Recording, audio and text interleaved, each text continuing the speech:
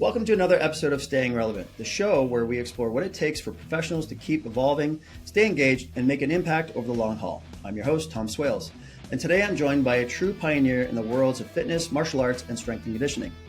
Phil Ross is a martial artist, strength coach, professor, author, and entrepreneur. He's coached national level wrestlers and elite athletes, developed the Body Bell method, authored multiple books, including an upcoming Managing Back Pain for Dummies, and continues to innovate with products like the Back Better Bar and his new app, Master Phil's Body Shop. What sets Phil apart is not just his accomplishments, but his relentless commitment to growth, longevity, and passing on timeless training principles, whether to youth, athletes, clinicians, or fellow coaches. In today's conversation, we're going to dive into Phil's philosophy of evolution, his approach to blending tradition with innovation, and how he continues to stay relevant after decades at the top of his game. So my grandfather was a boxing trainer. You know, I got into the whole strength training, fitness. I wanted to be a good fighter. I got speared, broke 3 bones in my back, and doctors told me that I'd never play competitive sports again. 9/11. I had an office on the 25th floor of Tower 2. Wow. I mean, everything was just upside down. You know, and my life was spared, and I said, well, gosh, I got spared for a reason. What does God have planned for me? And I said, I'm just going to follow my passion. Keep consistent and keep learning.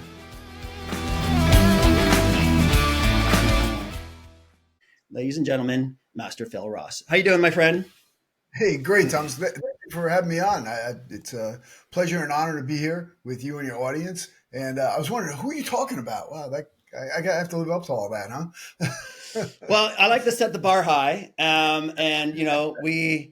We always preach, we don't rise to the level of our expectations. We rise to the level of our systems and training. Yeah. And for someone who's been in the industry as long as you have, you're 63, you look great. You have this discipline, you have this drive that is just intoxicating. And I first learned about you 15 years ago when I did my RKC. When you were involved with that organization, and, yes. And now you're doing your own thing, and I was very excited to see that you're still crushing it and just still so involved, boots on the ground. You haven't faded off into the sunset. I've done my thing. So across your multiple, your amazing career, wrestling, martial arts, kettlebell, strength conditioning, what first pulled you into this world, and then now what keeps you there? Wow. Okay. So my grandfather was a boxing trainer, and we used to live with them when I was a kid. We used to live in a town called Fairlawn, and he started me, throwing hands and doing special sit-ups when I was a kid. He had me hooking my feet on a chair. Yep. And doing my sit-ups like that to develop the strength in the solar plexus. So, yeah, he's the one who turned me on to it. And I was kind of small as a kid, and I was actually relatively good at school. So I was 4 years old when I started school. Yeah, and so I was small and young. So I had a little rough time in the beginning, and then I got into the whole strength training, fitness, because it just, I wanted to be a good fighter. Honestly, I know people deal with bullies a little different way, I guess, nowadays. I don't know how effective it is or not, but this is the way I found helped me. I was very small. Matter of fact, when I was in 8th grade, when I came into 8th grade, I was 13 years old, and actually I was 12. I turned 13 in October. And I was 88 pounds. So it's kind of a small dude. Yeah. But you're a late bloomer. We'll call you a late bloomer. Yeah. But I played football, and then I found wrestling, and, did prior to that baseball and so forth. Then I got into track and field. And so I kind of stick with those. And then I really got into the strength training aspect when I was around 13, 14. And then I completely embraced it when I had a bad injury. My junior year in football, I was carrying the ball, and it was our first scrimmage. I got speared, broke 3 bones in my back. But, I'm like, I'll deal with the pain. And I compressed my vertebrae. So, so it kind of ruined my football career, my wrestling career for my junior year. And doctors told me that I'd never play competitive sports again. And, prior to that, when I was wrestling as a sophomore, I wrestled at 129 pounds.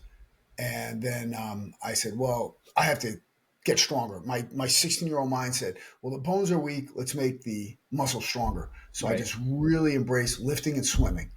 And the next time I stepped on the mat, I weighed in at 154, and I wound up taking second in the U20 Greco-Roman Eastern Nationals. Okay. So, Greco-Roman. so much for that. And then I wound up having a decent senior year, and then I was a Division I recruit for wrestling. But I didn't play football that year. I just focused on wrestling. And this is how I really got into it, from wanting to be bigger and stronger, wanting to Yep. be a successful combat athlete, and then the injury propelled me. And I just really haven't looked back. And it's really funny whenever you speak to a wrestler. Let's say they even win a national title. Well, I should have won two, or if they win Right. three, I should have won four. I mean, Right. they're never satisfied. Now, I'll tell Yeah. you, I was never satisfied with what I did, and this is what brings me to what I'm doing right now and what keeps me moving forward. The things that people talk about motivation. And in my mind, motivation is fleeting. Yes. Motivation can get you going, but you have to find out what are your drivers? What's driving you inside? I have several motivating factors there. And if I really look back at it, like one was the 9/11. Mm. I don't know how many people know, but when I was in the corporate world prior to going full time with my gym, I had an office on the 25th floor of Tower 2. Oh, wow. So, yeah, I'm one of the lucky ones. So, uh, Wow. yeah, yeah. And it's funny because I went through an epiphany during that period of time because I was going through a divorce, Mm. and then my job went away. I mean, Yeah. everything was just like upside down. Yeah. And my life was spared, and I said, well, gosh, I got spared for a reason. What does God have planned for me? And I said, I'm just going to follow my passion. Hmm. So what I did was I went back to bouncing, and then I decided I'm going to go full time with my martial arts and fitness studio. Oh, wow. And yeah, I just went forward and never looked back. It wasn't always easy because the first 4 months or so I was sleeping on the floor of my studio because Yep. what I had to do was I had to rent out my condo to keep it because I didn't want to Yep. sell it. Right. So I rented that out, slept on the floor of my studio. It didn't really matter because I really wasn't sleeping much. Sure. So I don't. Well, if you look at it, right, I was bouncing at night like 4 nights a Hmm. week, Hmm. and then I'd be in my studio for a 5 a.m. private lesson. Wow. Yeah, so I'd get in at Holy 3. moly. Yeah, I'd sleep on the floor for like 2 hours. Do a private. I'd one at Yep. 5, 6, 7, 8. Have another break. Teach some more. Teach a noon class, and then the class would start in the afternoon. Kids classes, then adults, and then boom, Yep. back to the bar bouncing. Wow. So I kind of had to figure it out. So How long did here I how long was. did you how long did you do that for? Because I know About when 2 we're years. younger and we're motivated, we got this energy, right? Because we see, but it's we know it's not sustainable, especially as how long did you do that for? And then all of a sudden you hit this threshold of, oh, okay, I'm busy enough where I can now hire people, I can grow Yes, the business. How long did you do it a kind of solo before you started expanding or growing what you did? little over 2 years. Wow. How old were you Yeah. at that time? Well, I'm born in 1962, so I was around 39, 40. Wow. Yeah. So here I am, sleeping on a floor of karate school. I mean, I wound up getting better sleeping arrangements after that. Sure, of course. But for 4 months, that's where I was. I mean, that's where I Yeah. was on the floor. But I That's wound up still doing that a lot anyway because of my work schedule. So I kept this yep. up for a little over 2 years. Okay.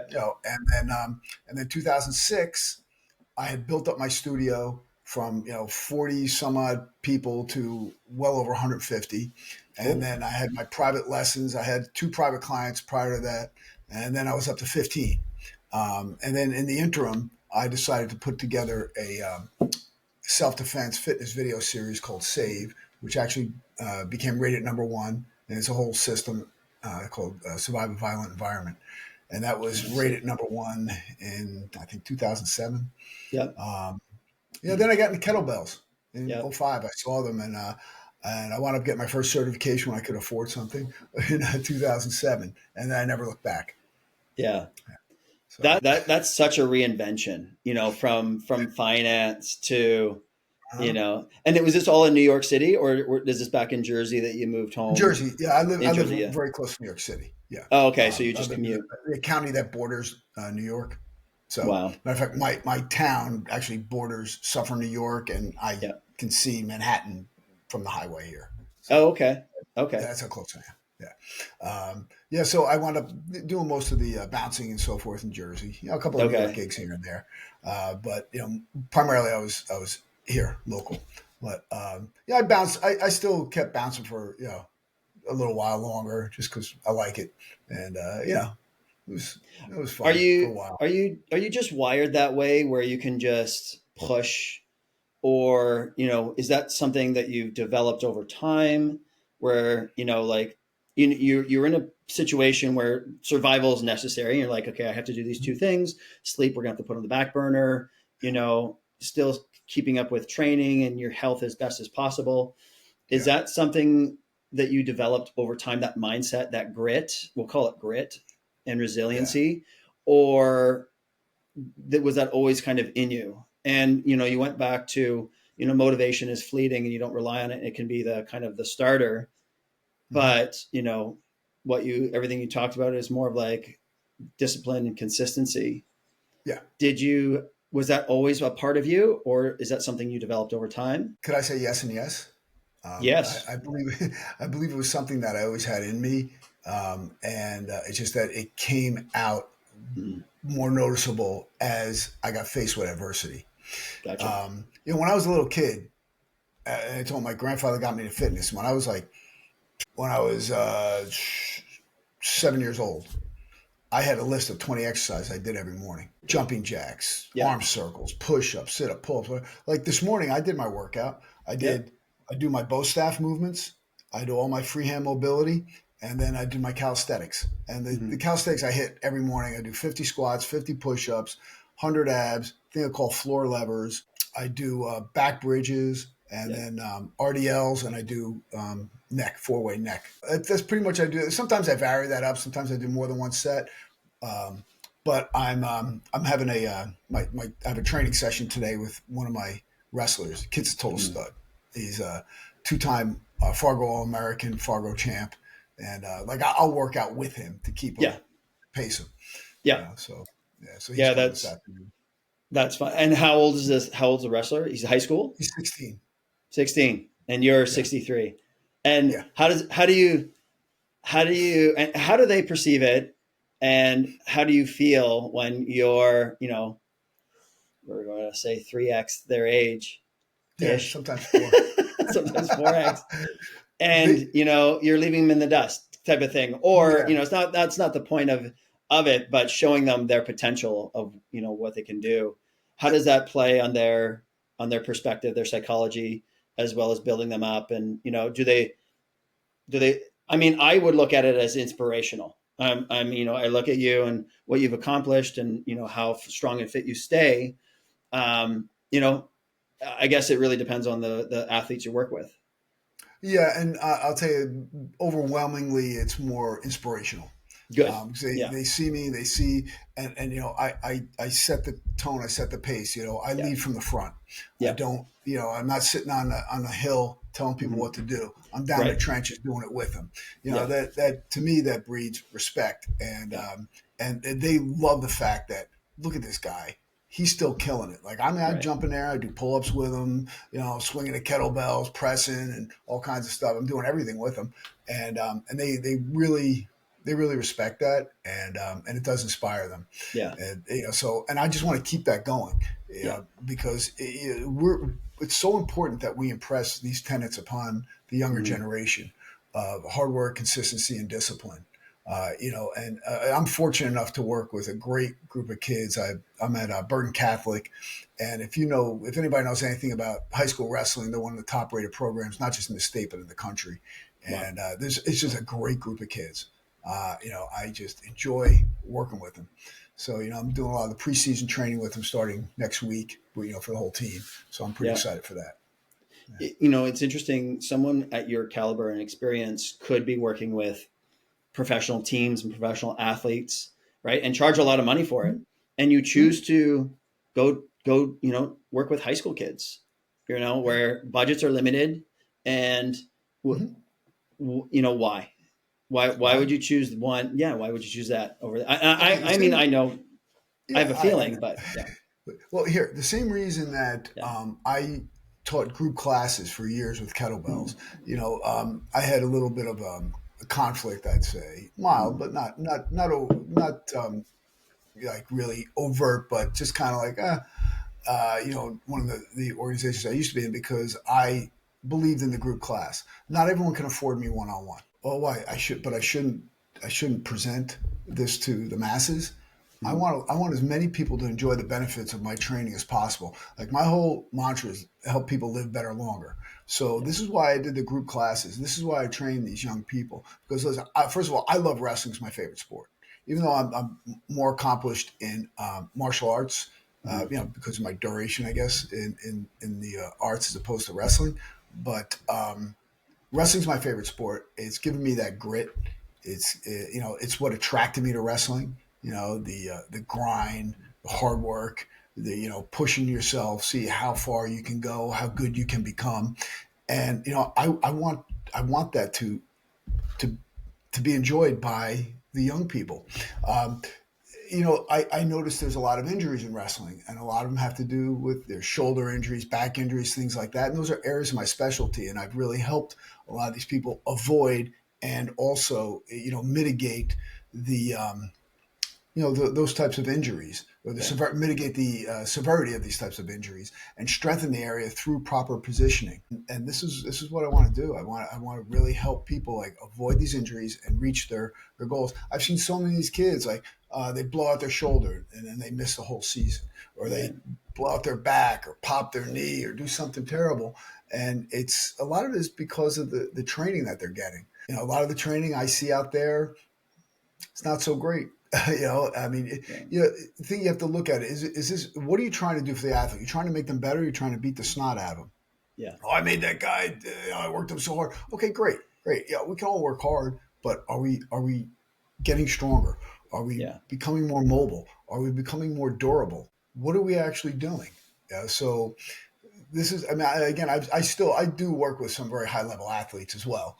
So, but I have no desire to train a team, even though I have been in to train, NFL teams, and I mm, train people in the NHL and high level basketball, so forth. But I prefer to be working with my guys. yeah. How do you, It's a lot of fun for me. And the thing is, I make money doing other things too. Like with yeah, I always have these business ventures going on. So yeah. That's awesome. That you've set up your businesses where you're making your income, and other things, and then it's giving back. You're like, well, we can do a nominal fee, but just the act of yeah. working with the youth and molding them from the Mhm. ground up. How how does your approach, or how do you approach young athletes to really improve that resiliency, athleticism, strength, as opposed to kind of some of the other traditional approaches Yeah. for strength training? Like, where do you start with them? Do you give them some kind of movement screen to look at Yep. imbalances? Do you work from the ground up? Like, what, walk us through that, how it Yeah. typically Well, looks. And yeah, yeah. Well, I'm also a certified great cook for functional movement yep, specialist. So, I know that whole protocol. I use it. And I actually intertwine some of the movements in my initial screening. Like yep, if you look at the, and this is online too, it's the movements I do with the bow staff. It's a 5 minute warm up. I do it at least once a day, usually 2 or 3 times. And just by doing that screening, just by doing those movements, I can see where they're at. mm, I can see where their asymmetries are. I can see where their weaknesses are, where their strengths are. I can see what I need to work on. So right off the bat, within the first 5 minutes, I can make a pretty good assessment on their ability to move. The other thing is that I huh, focus on GPP, general physical physical preparedness. preparedness. Um, Yep. a lot, and I know that I've made some people mad at me before, but whatever. Stand in line, take a ticket. Um, you know, uh, a lot of this sports specific training, especially for youth, is unnecessary, overrated. The thing is, get these kids strong first. Get them Yeah. strong and focus on movement patterns, not body parts. Yeah. Like I focus on patterns. Yeah. Okay. An upper body push, a lower body push, an upper body pull, a lower body pull, Yeah. something in the transverse plane, single leg work, Yeah. loaded carries, things of this nature. These are the patterns that are going to help develop strength. Yeah. And also, I don't, sometimes we do see the devil in the workouts, but most of the time I don't want to kill someone because look, No. if you are doing, let's say you can do 10 pull-ups, right? Yeah. If you compare 9 and 10 to 6, 7, and 8, how do they look? They're going to be, They if don't look that's as your good, max, right? they're going to be crap. Exactly. So do you Yeah. want your body remembering garbage, Yeah. or do you want your body remembering good form and strength? Yeah. So you want to build on that. Look, it's also that philosophy too. If you blow someone out and they're so sore, how's the next workout and the next workout going to be? It's Yeah. going to be it's going to be sub maximal, right? So Yeah. what I want to do, if I can go and work out at a let's say 70-80% RPE. Now you can do that pretty much every day. If you go 100%, how many days in a row can you do that? You Right. can't. No. So who's going to get more volume of work? Who's going to have the greater benefit over time? Yeah. Who's going to lay a good foundation? The person who is building the foundation, not just slapping it on. Yeah. So, look, people can disagree with me. Fine. I have just seen too many people get injured. And look, I come from the era no pain, no gain. So I beat the crap out of myself. Yeah. Just like maxing every other week, just like doing all these crazy things. And if you look at the real strong people, the strongest people, if Yeah. you look at the let's say the power lifters, these guys, Yep. when they compete, they max out twice, nationals and worlds, Yep. and that's it. That's it. The rest of the time, they're just getting stronger. Yep. So, Yeah. They're what is getting your goal? practice. Yep. They're getting time in the bar, reducing injury. Because, I preach the same thing to my clients, to my athletes. It's those perfect reps. When people say, well, how many sets and reps? I said, depends, right? Yep. We got people back, doing dead bugs and bird dogs, and they can't even hold a simple dead bug with a proper breathing strategy and posterior Yeah. pelvic tilt. And they're sitting there shaking. I said, look, you might do 6 to 20. I said, it's going to depend on your stress. It's going to depend on what you did that day. It's going to depend on your mood. But you're going to look at, can I hold the position? Can I breathe? And do I feel any pain? And if you say yes to any of those, practice is over. Because I don't want you doing, you did 6, but your goal was 10. Those last 4 reps, those crappy reps, you're just going to create compensations that I now have to break. So, the whole 3 sets of 10, it's still, unfortunately, taught school for PT school, like these sets and rep ranges. I'm like, it depends. It's motor learning and it's perfect practice. And I'm like, no, 1 set of quality. That's it. And you're going to do that maybe 4 or 5 times a day. And now you got 50 reps in that were all quality as opposed to, 50 reps or 30 reps of crap.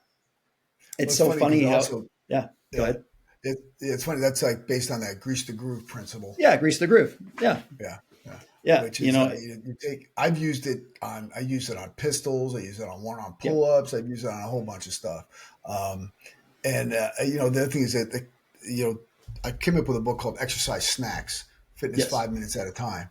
And, because people, what's their biggest objection? Oh, I don't have the time.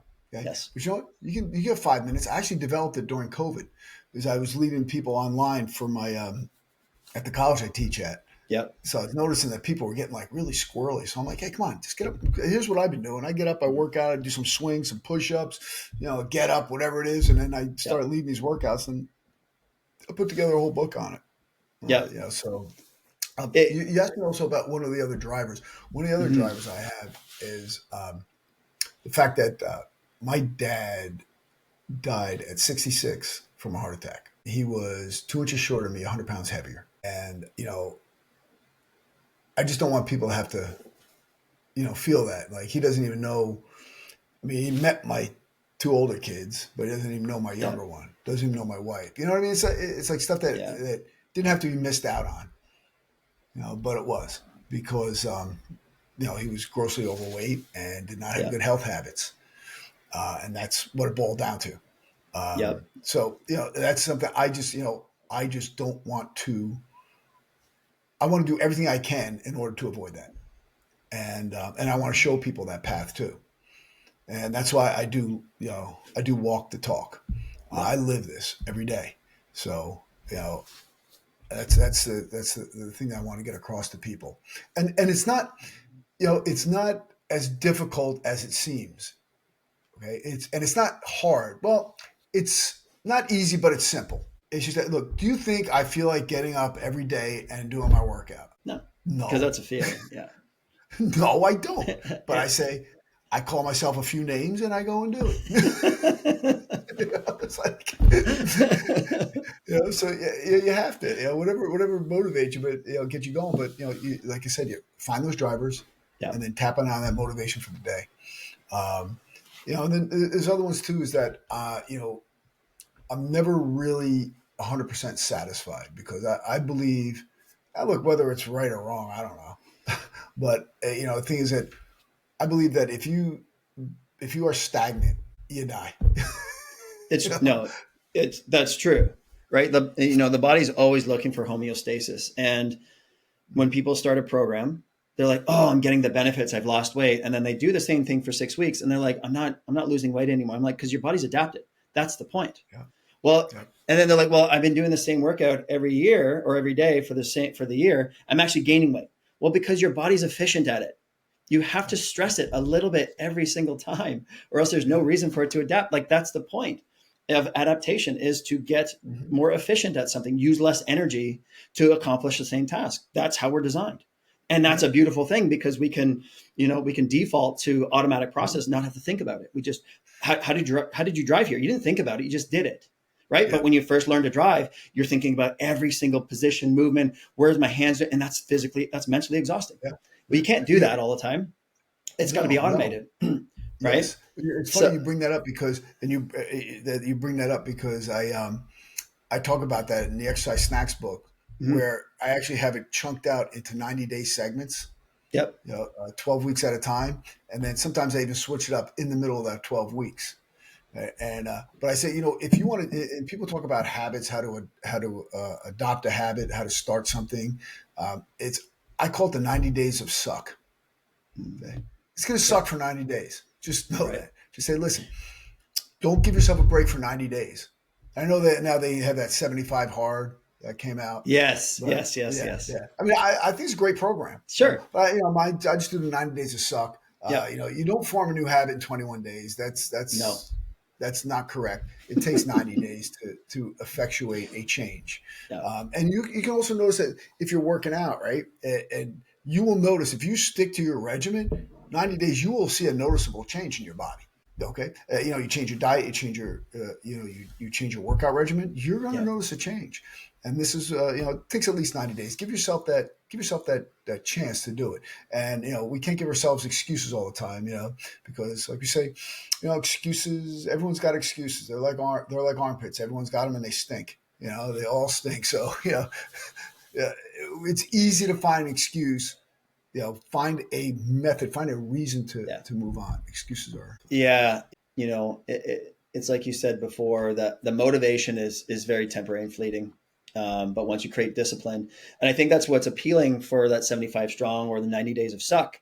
It's simple in its application, right? You don't have to Yes. overthink it. It's just do this, work out in the morning, work out in the afternoon, don't eat this, avoid alcohol for the 75 Mhm. days. And then if you Yep. if you slip, you got to start over, right?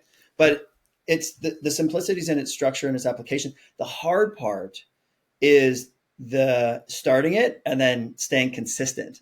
And I think that's where a lot of people struggle, is it's this just the consistency of Yeah. showing up Yeah. every day and doing something. Yeah, you don't want to wake up to do it, but wake up and do something. So Yep. how do you get around, because you train quite a bit, like you do your morning Yep. routine, sometimes you work out with your athletes, Mhm. or if you're not working out with your athletes, you're training. Yes. How do you mitigate, like, so if you're doing push-ups every day, how do you avoid overuse injuries, tendon issues? Are you paying attention to what your body's telling you and be like, oh, the elbows are a little cranky, I'm going to do another variation? Yep. How do you work around that so that you can stay consistent with your training every Yeah. day and the volume Like, that you okay. do? Example. I'll give an example. I feel something that is too beat up. I stop. So Okay. like we hit I was working out with my guy Gideon, the young Hmm. guy, and we're doing plyometric hop squats. I don't know if you know those, but take two 24 kgs and boom, boom, boom, boom, boom, go in a circle. There's 9 hop squats. I'm hopping quarter turn each Okay. time. Okay. Yeah. Yeah. And then this is part of the workout. And then after that, we Sure. took the same kettlebell and Yeah. I did twisting lunges, 10 reps each side. And after that, I went for a run in the woods. Then my wife wanted to walk that night, so I went for a 3-mile walk. So guess how my legs felt the next day? Yeah. I'm not running, I'm not hiking, I'm Yeah. not doing any of that. So as opposed to doing that, what I did for my workout Yeah. was I have this Master Phil push-up, sit-up pyramid Mhm. where I go one of each, push up, sit up, and I go from 1 all the way up to To two. 22 back down. You get Okay. 506 of each of them. Oh wow. So I did that instead. And the next day I did a seminar where I was, physical, not doing a structured workout, but Sure. constantly demonstrating for hours, Yeah. and that's a whole, if you've done that, it's a whole different ball game, Yeah. So, and I then, learned I learned early on, don't do a big morning workout before teaching an all day workshop because you're demonstrating lifting. You got to do a muscle up. I'm like, well, you better these are all skills, and yeah. cognitively, you have to have that energy reserve, right? It's not just the Oh yeah. physical; it's the mental, and that Yeah. that that ATP and that energy reserve has got to be spared. So doing something refreshing in the morning before, but yeah, first, those are lessons learned from when I was Yeah. younger and Yeah. now older. So like I cycle it and I'll say, Yeah, well, I did something big here. I'm going to do something smaller here. Or, I did maybe I did a lot of heavy bag work. So maybe I'll just do some freehand work, do some forms or something, yeah, some knife work, so yeah, I change up how my body feels because look, you have to be smart. And you know what? I do a ton. I stretch and do mobility work like constantly. That helps me too. yeah, So, yeah. the things that I think I've addressed most of my injuries that I had from years ago. Because I actually have had 10 surgeries.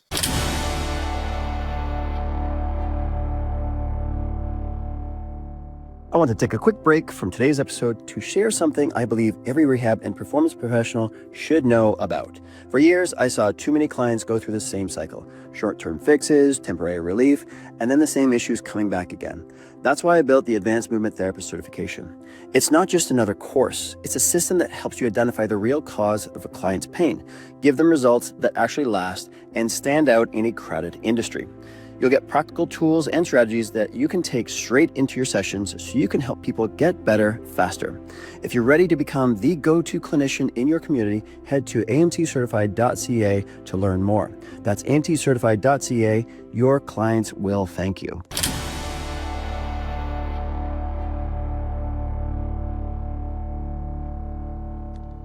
So, yeah. Like major surgeries, like orthopedic or Yeah, I like, had ankle twice 'cause I yeah, shattered it kickboxing. So I had okay. the second time was getting the metal removed. I had 10 screws and a 5-inch plate in it. Oh, Had my nose done twice, broken 4 times.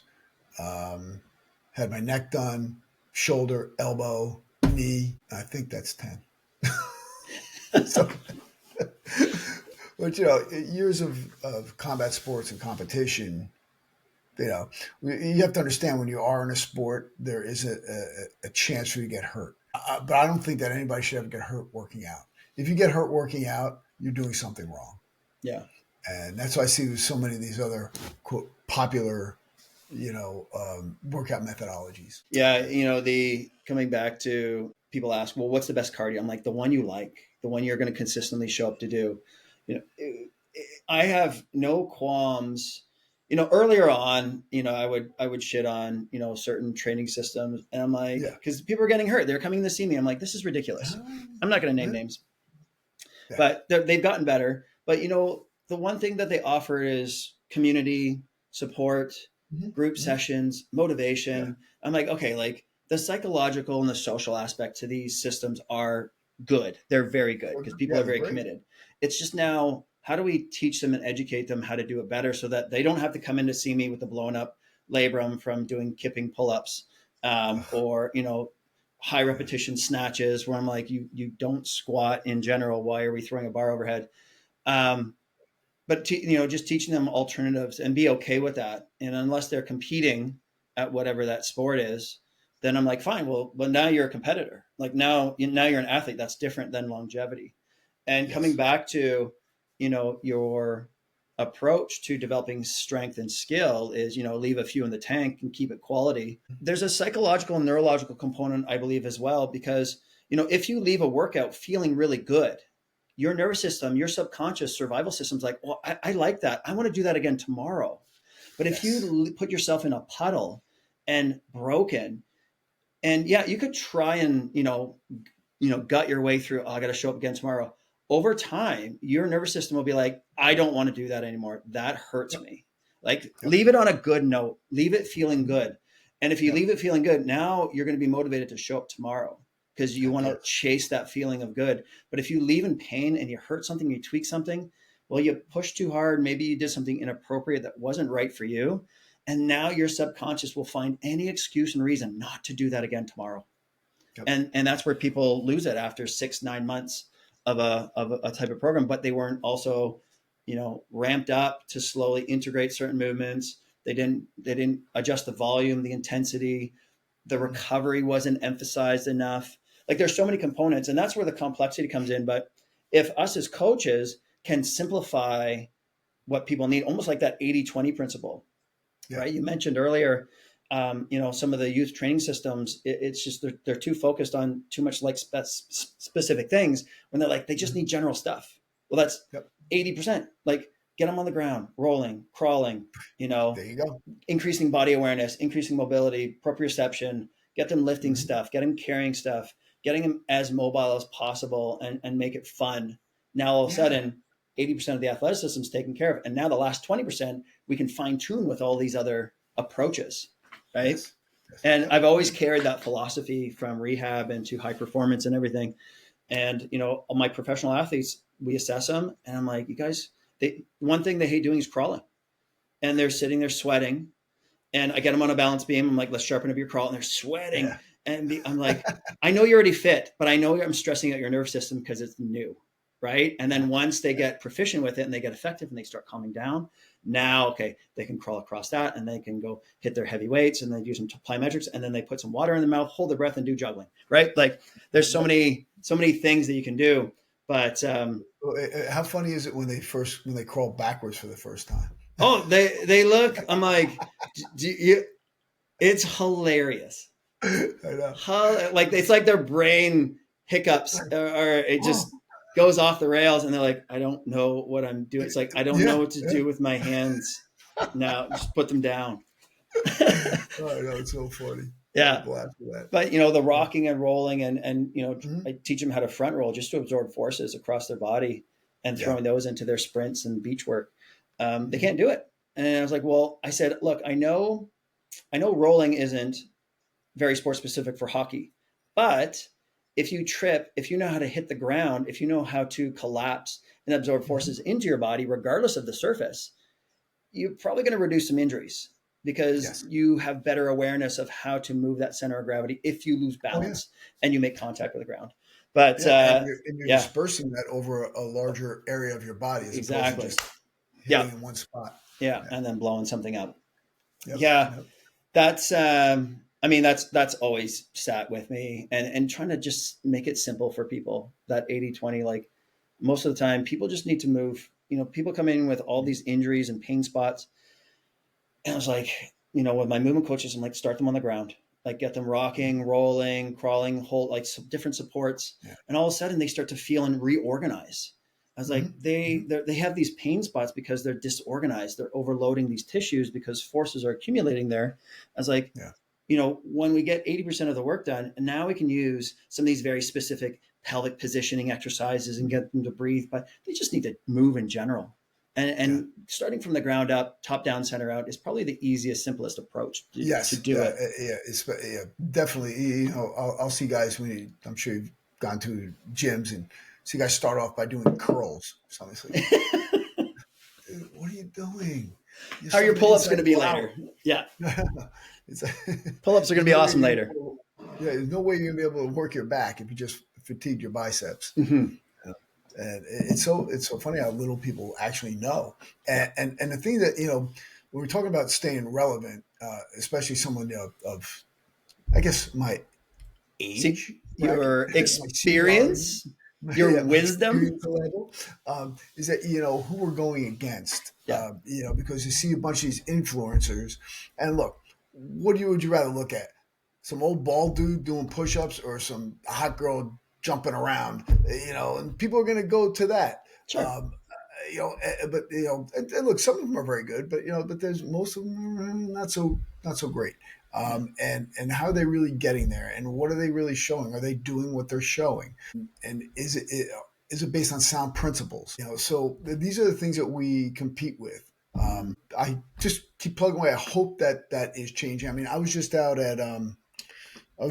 in Anaheim recently at the Fit Expo, and it was huge. There Yeah. was like 20,000 registrants or something crazy like Did you that. speak there?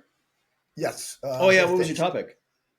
Well, I did actually led a body weight and kettlebell workout. Oh, sweet. Nice. Yeah, and then the day before on the Friday, I did that Saturday Sunday. The Friday before, I did a kettlebell seminar at the UFC gym out there. Oh, nice. So yeah, so it was that was packed weekend. A lot of fun. How do you stay balanced? So you're writing books, you're creating courses, you're speaking, you're teaching, you're traveling. How do you balance that out with family life and things that Yeah, need to be done in relationships with your kids, with your wife? Because I'm now kind of slowly getting into that, and my wife has always been the most supportive individual for all this, but her she's like, I know you're going to have to go do traveling and talking at this point to kind of build it up. uh, how do you say no to certain things? How do you maintain balance in those other aspects of your life, not just the professional and entrepreneur perspective, but the things that truly are important that we sometimes forget about, which is family. yeah. Well, one of the best things I found to be effective is make everyone not like you, so they want you to leave. So that's But what if they don't want you to come back? exactly. Well, you book another seminar. It's a very fair question. What you do is, you have to have balance in life, Yeah. whether it's your body, whether it's your mind, whether it's your spirit, whether it's your relationships, whatever it is. What I do is before I accept anything, Mm-hmm. I see if there's any family things going on. Like, is it, an event? Right. Is my kid having a track meet? Yeah. Whatever it is. Yeah. Do we have a family event or something? And, if at all possible, obviously I'll go and work around that. Yeah. And then, and the other thing is that, if you do go away and do something, well, then make sure you do something special when you get back. Mm. Make sure you set aside that time. And the other cool thing is that I've been getting a lot of online ones now too. Oh, So I good. don't have to go anywhere. Oh, perfect. I'm teaching an online seminar on September 14th, Kettlebell Basics. Hmm. I'm teaching online, Zoom. So I'll be in my gym doing it. So Oh, sweet. yeah. And I We'll did have to get one the. recently. I did one recently for chiropractors and physical therapists online as well. Oh, nice. Yeah, so because my course is recognized for continuing education credits for doctors of PT and Yes. chiropractors, and actually, yeah, I got to have another meeting And on that's your Friday. the body bell method, correct? Yes, yes, Yes. and I'm actually going to get the kettlebell basics ones certified as well. Oh, So great. I'm in the process of doing that. So not everybody wants to do a whole 8-hour seminar, Sure. but I can do 2 3-hour ones. Yeah. Get the kettlebell basics in. So I'm putting that one forth as well. Perfect. And that's live, or is there pre-recorded content that they do prior to, and then it's live, or is it strictly live and then a textbook? How about yes? Okay, all of it. That's good. Yeah, yeah. So what I did was I took the body bell method, Yep. all 3 levels. Yep. I've recorded everything. So let's say somebody joins up and they sign up for the body bell method. What happens is they get a code and they have access to all the video training for the level that they have purchased. Perfect. And then they can practice up to the seminar. Yep. And then, of course, after the seminar, as long as they have an active membership, which is 3 years, and then you have to, there's a small recertification fee. Yep. And then they still have access to all this. Because, look, how many times have we gone to seminars and workshops? It's all this great stuff, wrote it down, and then 3 months later you look at it. What did I just write? Yeah. What does that even mean? Well, I have everything there, every single movement covered, and it's all detailed. I have all the cues. Everything's there, so you can always go back to it. Yeah. And that's so it's both virtual. Yeah. You can do it on your own. Yeah. You can do it live. I'm doing live virtuals as well as the in-persons. Yeah. So that's the, when I was teaching my AMT certification prior to COVID, it was always like traveling on the weekends. And again, my wife was just like, I want nothing to do with this business. And then COVID hit and she's like, can you record all of this and make it an evergreen? I said, I think so. So I had to expand the manuals to 350 pages from 100 each, because you got to write out all the details, hired a film crew, 5 days of filming. And, people undervalue the online, because I've done in person and I've done virtual, like the evergreen recording videos. And it's fun to do the weekend courses, but it's so expensive because you got to take time off, travel, get accommodations, all that stuff. And people forget about that. But then you talk to the instructor once, and then that's it. And you're like, I gotta cram these 2 days into my brain and then try and be effective with that. But now, like, having a pre-recording, I can go back and refresh. Like, you brought up Gray Cook before, and he came on my radar when I was a new grad physio, and my buddy had all the secrets of series, secrets of the back, secrets of the core that he did with Brett Jones. And I watched those things like 20 times, because every time I watched it, I'm like, oh yeah, that one little thing. Oh yeah, that little, right. And then now you can, with your system, with your recordings, you can go back and refresh, because people need what I realize, people need repetition more than they need learning. And, doing mentorship at our clinic, I'll go through something and I'm looking around, I'm like, oh, I have to say this again. That's okay. Because people need repetition more than they need to be taught. Yep. And which is great. That's the thing, people say, well, gosh, how do you get good at a kettlebell? Well, just use it. Yeah. There's nothing is going to substitute time underneath that bell. Yeah.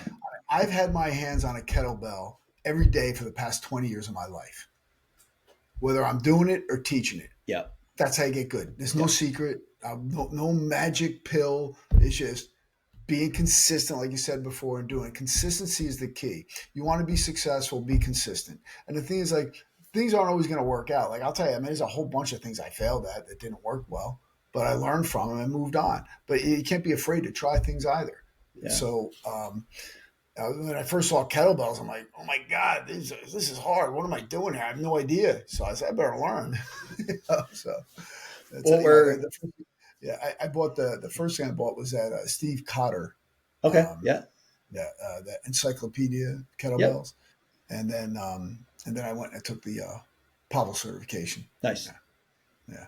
Nice. And, climbed up the ranks and so forth. Yeah. We just went over last week with my movement coaches. We went over the month before. We spent the entire hour just on Turkish get-ups and all the mobility sequences and the 7 points positioning. Like, they thought we're going to get into kettlebell swings and some other stuff. I'm like, no, this entire hour is just on the Turkish get-up, because it is an efficient pattern.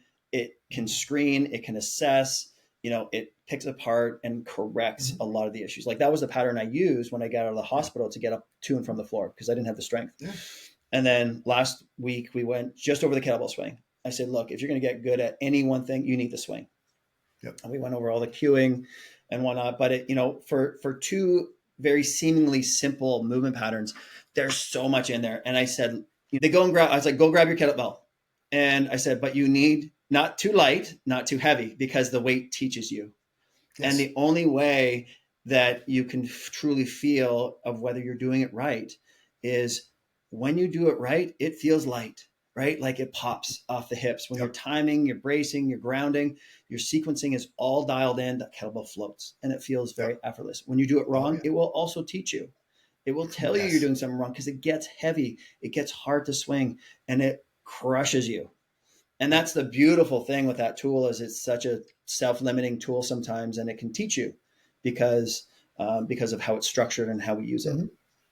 Yeah, I mean, people say, "Well, gosh, what's the difference between, kettlebells and dumbbells and kettlebells and barbells and things like that?" I said, "Well, if you look at the basic premise that the barbell and the dumbbell have a unilateral distribution of weight, Yeah, where a kettlebell does not. It's got an offset center of gravity. So I have to recruit a lot of my stabilizers through each of these movements. yeah, And I know you're talking about the get up and the swing and so forth. Like when I do my 3 hour seminar, the kettlebell basics, I do we do swing, get up, and squat. yeah, That's the three moves I do. yeah.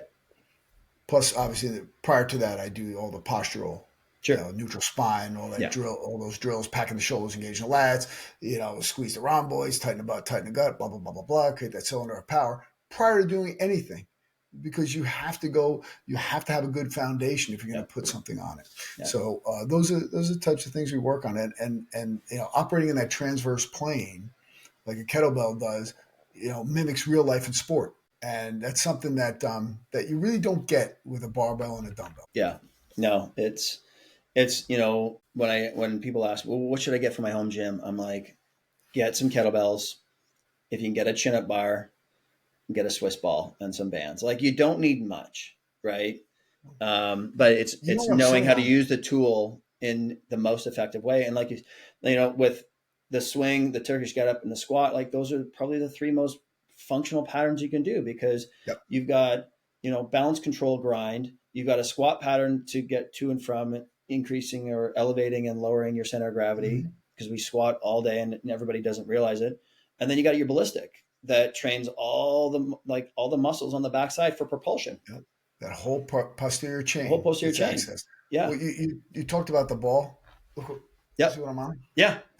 I'm sitting on a ball. I'm not in a chair. I don't sit on that because the entire podcast I'd just be doing this unconsciously and it would just drive everybody crazy. So I sit in the chair on purpose to keep me from fidgeting. Well, what I've learned to do is I take my feet and I curl them under, Uh-huh. and I press the ball against my calves so it minimizes my movement. Oh, okay. Oh, good idea. Uh, Now it you're keeps the posture. Yeah. yeah, you're launching the back better bar. How do you Yes. yeah, when that's already out? Not yet. Not yet. Okay. The When is that everything's coming out? done. Okay. Yeah, we should have it available by mid to end of September. Great. Can you So can you tell the audience what that is sure. about? Like, Yeah. how you kind of innovated it, balancing innovation, equipment, programming without getting caught up in some of the gimmicks that Yeah. tend to get thrown out there. Right. It's really. I mean, like, look, it's basically a stick. I mean, you could do the protocol with a bow staff, a Mhm. PVC pipe, and so forth. But it was funny because I teach this a lot, and people are like, they're not going to carry around a 5 or 6 foot stick with them, Right. right? So and then I'm like, I saw those the collapsible walking sticks, and I said, I can make this into my bar. Right. So what I do is I got a bunch of different samples. I put the specs out there. I decided on one. It's carbon graphite, very, Yeah. very strong. It's got nice rubber grips for locking down. And I mean, it's really tight when you put it together, and I can put a good amount of pressure on it. Because the stretching and mobility work is through based on a measure of tension applied. You don't Right. just want to just mindlessly go through the movements. So let's say you decide, oh yeah, I want this. You get the back better bar, comes in the mail. You register it. Now you get access to the video training as well as the manual. And the thing is, you can fold this up and throw it in your backpack. Oh, It's wow. like 17 inches long. Oh, that's awesome. Yeah, fold it up, and it goes out to over 5 feet. So does it telescope or does it fold? Yeah, Oh, it that's telescopes. awesome. Yeah, yeah. I looked at I tested a whole bunch of different ones to see which one would be best, and it just seems like the telescoping one Mm. seemed the best, Yeah. and the material that I selected also is very good. And the other cool thing is that you can also use it as a self defense weapon, which there is a segment on that as well. Yeah. How to use it, your one strike Yeah. thrust, up, down, all that. So I put that in there as well, so you can.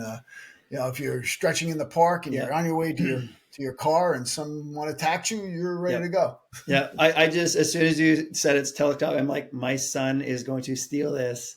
And, and he's going to be twirling it around and striking Yep. trees and whatever he can. So I'll probably have to Well, get a there's a couple. warning label on it. Only do it as per the use of the manual. Just Yes. like so I do have that in there, and then I have the Master Phil's Body Shop, that app. I mean, it should be launching around the same time. Okay. So maybe a week earlier. We'll see. Great. It's in test flight right now. Okay. A lot goes into making these apps, but Yeah. as of right now, there's 200 videos on it, and then I'll have at least 200 more workouts, and I'll be putting those workouts in. Is I've actually authored over 500 workouts, Wow. all different, HIIT workouts, strength workouts, mobility workouts, beginner workout, intermediate, advanced, all types of different sessions will be available, and all the movements are demonstrated in video, and also there are some video workouts too, full workouts there. So we're hitting the whole thing, and actually there's also going to be self-defense there as well, based on my Survival Strong series. So that will be included as well. So it's I'm really looking forward to cranking that app out. Also, something else that's actually out of my hands right now, so hopefully they'll accept it. I've rolled up a protocol to ACE. Yep. For intermediate and advanced kettlebell training. Nice. So that is in process right now. Again, it's out of my hands. Yep. If they accept it, great. If they don't, I don't know. Back to the drawing board. That's up right now at ACE for approval. Oh, great. So I'll see how that works out. You got so much on the go, which is just awesome and very inspirational. And, I see myself like looking down the road, and I'm not one to be content. I like creating things. I like sharing. I like teaching, evolving, whether it's for my own personal gain, but then of course, once we learn something, we get excited to share it. Oh yeah. And, I learned something this weekend. I was out, with Marty Gallagher and Darius Gilbert. We were leading the seminar, and oh man, I got this great protocol from Marty for using the assault bike. It's like this great 20-minute protocol. I'm most people just go on the assault bike. Yeah, they just ran. Yeah, go. Well, it's like, okay, use one leg going backwards, palm up, one arm going forward, like all kinds of protocol. It's a 20-minute workout where it's 45 seconds slow, 15 seconds hardcore for 20 minutes. Oh my God, it kicks your butt. It's really good because you're creating aerobic capacity there, and it's 20 minutes. Yeah, you're done.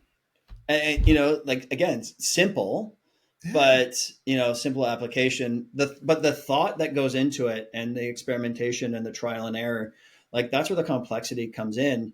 But then, once you understand it and you know how to apply it, like that's the simple side of things. And I think too often, as clinicians, coaches, especially when we're young, I think we complicate things too much. Like we're getting into the nuance of things and the anatomy. And I'm like, that's all great. We need to know this. But at the end of the day, when you distill it down, when you chisel at the block of marble, what are the key fundamentals and principles?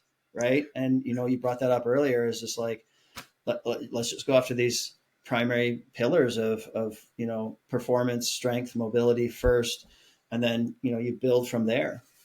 Well, if you look at martial arts, there are a lot of complicated moves in martial arts. They don't work. Right. Okay. The thing is that I was a pretty decent fighter, did pretty well, and 90% of my scoring was done with the basic 7 techniques. Yeah. Yep. And then once in a while you throw in something else that's maybe a little bit, sure, different or, a little special for you. But most of it's the basic. 90% of the scoring is done with the basics. And I'm not the only one, that says that. It's just that what happens is sometimes people try to make things too complicated. I'm just going to use martial arts because it's very easy to deal with. They try to make things too complicated just so they can keep people interested in it. And yet, is there something said for doing, multiple jump spinning crescent kicks. Yeah, am I ever going to use that in a fight? Heck no. But what does it do for me? Yeah. Keeps me takes advantage of proprioception, Yeah. trains me there. Yeah. It's also good for my mobility, explosive power, things like that. Yeah. So, but will I do that in a fight? Yeah, chances are no. No. You know, well, am I going to hit my side kick, my reverse punch, my hook, my front kick, my back kick, my cut kick? Yes, I'll be doing those. Yeah. Yeah, but so that's the thing that people have to bear in mind. That's why if you even think about self defense, you need 4 kicks. Yeah. That's it. Front But kick, side kick, cut how kick. many times have you practiced those? That's Right? it. That's Yeah. it. Yeah. Like you practice those fundamentals so much. It goes back to that Bruce Lee Yeah. saying, "I don't fear the man who's practiced 10,000 kicks. Once I fear the man who's practiced one kick 10,000 times." 10,000 times. And but that's where people get stuck in the nuance of like, well, I'm bored with training, and then they move on to the next thing. But I'm like, you haven't become proficient with this yet. Right. Here's what I say. And I'll use another example. There's a guy named Jordan Burroughs, right? Jordan Burroughs is multiple time. He's got 9 medals on the world stage for wrestling. And he's known for his blast double leg takedown. Hmm. Double leg is the first takedown you learn when you go into junior wrestling. Right. So he took the most basic takedown that there is and beat everybody in the world. Yeah. Okay. Well, because why? Because he approaches, and this is how I approach every training session. And especially my mobility, which people just kind of poo-poo over. Yeah. That's why, right? But every session I do, I look at it as an opportunity to get better. Every rep I do, how can I make this rep better? How can I make this movement better? Mm-hmm. And if you do that, then you know what? Then how many moves do you really need to do? So it's how you approach the training. It's your mental outlook on it. My thing is I'm trying to get better every time. It's an opportunity for me to get better, and this is how I approach it. Yeah, I mean, it goes back to the kettlebell. Get really good Turkish get up swings and squats. Yeah. Doesn't need to get much more complicated than that. And if there's, I'm going to be 46 tomorrow, and happy birthday. Oh, thank you. And I look for the things that carry over the most to other things. So, and for me, it's always been the kettlebell calisthenics. What makes me more resilient, what makes me move better, what makes me feel better, what makes me faster. I was like, God, I keep going back to those things because they make me feel the best. And then it makes me better at gymnastics and all the other stuff. Yeah. I feel the best and the most elastic and the most athletic and most resilient when I do those things. But again, some people have to carve out their path through their own pain and experiment, which is good. Find out what works for you, keep what's useful, distill down what you want to keep and make it your own, and discard what's not. So I want to close out. You mentioned before Jack LaLanne was one of your biggest inspirations. Yeah. Who inspires you today, and who keep pushing, stay sharp after decades in the industry? I would say it's more of the people who follow me, the people who listen to me inspire me, because I have a responsibility to them. I have a responsibility to my family. I have a responsibility to the people who watch me, who count on me, my athletes, my clients. So again, it's very important for me to lead from the front. And so I get my inspiration from them. As far as a mentor goes, I'd say my mentor now would be Marty Gallagher. The guy is a wealth of knowledge and experience. I mean, he wrote for Muscle and Fitness for 35 years. Yeah. He wrote one of my books with me. We've really enjoyed time together, and the guy is he's just like, I mean, he's 75 years old. He can deadlift over 400. Wow. I mean, come on. Most people 75 can't get up on the couch. He's doing something right. And the proof, I mean, that right there is proof in the pudding. Like what you're teaching and preaching, you're actually doing. Well, you're like, well, believe me or not, but look what I'm still doing. Yeah. And that's why it's so important as, if we're going to be people of influence and mentors, it's really important that we do practice what we preach and that we prescribe what we practice. And it's too often, everyone becomes these ivory tower dictators, and they just read the books and are like, well, I know this knowledge and do this. I'm like, yeah, but you're not an example of what you do. No. And one of the things I tell all of our clinicians, coaches, I'm like, you don't teach something unless you can do it proficiently, because if you're demonstrating and you can't do it, how are you supposed to instill confidence in the people you're helping? Yep. And if you truly believe in movement as a form of medicine, I hope that you take your medicine every single day.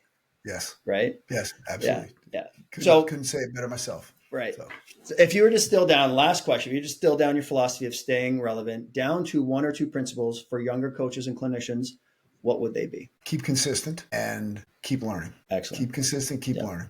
That's it. Ladies and gentlemen, Master Phil Ross, thank you for gracing us with your wisdom, knowledge, and many decades of experience. Where can listeners find your courses, books, and upcoming releases? Oh, I'm easy. You go to philross.com or bodybellmethod.com. I'm on Amazon. I'm on Facebook. I'm on Instagram, TikTok. My YouTube channel, I have over 1,000 videos there. It's at the Master Phil. Right now, I'm doing a technique of the week, Mobility Monday. So every Monday, I'm throwing up a video on mobility. Perfect. Yeah. Sounds great. That's awesome. Well, I appreciate your work. I appreciate you. You influenced me from a distance early on in my young kettlebell performance career. And I want to thank you for joining us, and we will talk soon. Thank you, Tom. Strength and honor. All right. Just let it. Thanks for listening to this episode of Staying Relevant. If you enjoyed it, check out the AMT certification at amtcertified.ca, where we help clinicians and coaches get better results faster. Don't forget to subscribe for more episodes and share this with a coach, clinician, or athlete who needs to hear. Until next time, keep learning, keep growing, and keep staying relevant.